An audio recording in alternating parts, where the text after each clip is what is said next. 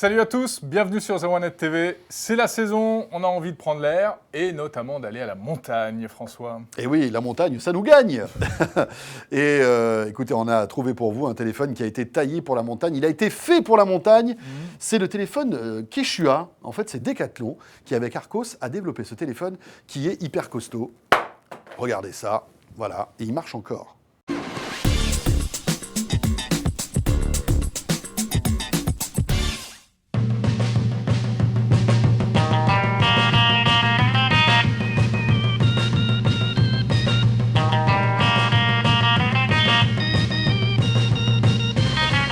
Ouais, enfin faire des crash tests avec un téléphone renforcé, petit joueur. Hein. Bah oui, mais c'est fait exprès, c'est le but du jeu.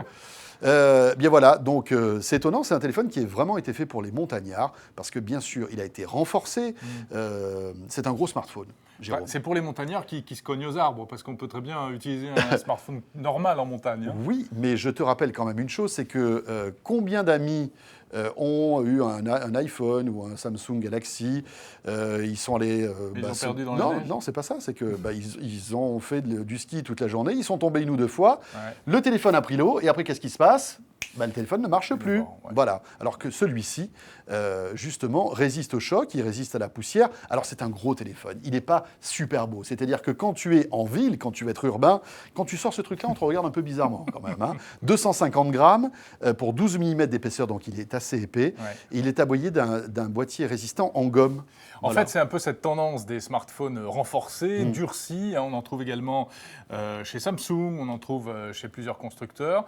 Et c'est vrai qu'il y a une vraie clientèle pour ça aujourd'hui. Alors la montagne, mais pas seulement, hein, puisque ça peut intéresser toutes les personnes qui travaillent dans des environnements un peu difficiles. Mais celui-là, au niveau soft, il a été aussi pensé pour la montagne. On va y revenir tout à l'heure. Alors, il a une batterie de haute capacité qui fait 3500 mAh, ce qui est beaucoup pour un téléphone, hein, quand même. Il a une connectique qui est protégée par des caches. D'ailleurs, voilà, regardez, vous avez des caches partout, ce qui empêche l'eau de c'est un peu rentrer. l'obligation pour un téléphone Bien sûr. Il est certifié IP54. Ouais. Alors, donc, ça veut dire qu'il résiste à la poussière, aux projections d'eau, mais si tu le jettes dans la piscine... On ne peut pas le faire tomber dans la rivière. Voilà, là, ça ne va pas bien marcher. Alors, il est équipé aussi d'un altimètre barométrique. C'est bien ça, hein ? Oui. C'est pratique, par exemple, quand tu es en montagne, pour les randonnées, pour des choses comme ça. Et tout ça couplé à des applications qui vont vous permettre de vous donner des parcours précis si vous faites des randonnées ou même des parcours de stations de ski. Là encore, c'est pratique en cette période de l'année. Alors, que vaut-il d'un point de vue un petit peu plus technique, un petit peu plus traditionnel ? Eh bien, on est allé poser la question à Stéphanie Molinier du 01 Lab.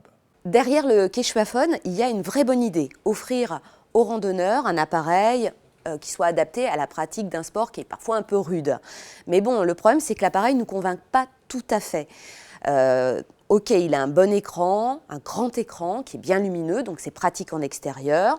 Il est pas puissant, mais relativement réactif. Et en plus, il a une solide autonomie, ce qui veut dire qu'il ne vous laissera pas tomber en cours de route. Le problème, c'est que cet appareil est quand même hyper encombrant, volumineux, lourd. Et certes, il a une coque renforcée, ce qui est pratique au cas où il tombe par terre, donc c'est une coque anti-choc. Mais on a déjà vu des appareils anti-choc, qui plus est waterproof, ce qui n'est pas le cas du Quechua Phone, être esthétiquement quand même plus réussi que cet appareil. Le deuxième point important, c'est que la qualité des photos réalisées avec le capteur nous a pas vraiment convaincus. C'est-à-dire qu'on a des couleurs qui sont pas très naturelles, très flashy. Et quand on filme avec l'appareil, on a des vidéos qui sont pas très fluides et mal stabilisées. Donc c'est un peu dommage. Pour immortaliser ces souvenirs, il faudra vraiment mieux utiliser un autre appareil. Et deux derniers points un peu décevants aussi, c'est qu'il est compatible avec la 3G à 7,2 mégabits.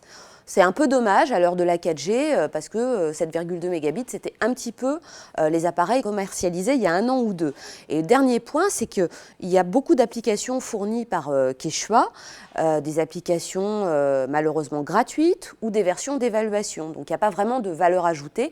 Le consommateur aurait pu se procurer lui-même ces applications. Voilà, donc un smartphone pas très beau, pas très puissant, bon, pas très cher non plus. Voilà. Enfin, quand même, hein, plus de 200 €. Merci Decathlon et Arcos, ils vont être contents avec tout ça. Faut dire ce qu'il Mais est. cela dit, c'est vrai qu'il n'est pas très beau, c'est vrai qu'il n'est pas très puissant, mais il n'est pas fait pour être beau, il n'est pas fait pour être puissant, il est fait pour les montagnards, les randonneurs qui n'ont pas envie de cacher leur portable dans des coques 10 et des manteaux, trucs, etc. Voilà. Là, ce téléphone, bah voilà, tu l'achètes, il coûte pas cher, 220 €, et on a quelque chose de renforcé qui est fait pour le plein air. Pourquoi pas, hein, ça peut intéresser quelques-uns d'entre vous. Pour les combats de smartphone aussi. Pour c'est les pas mal. combats de smartphone, ouais.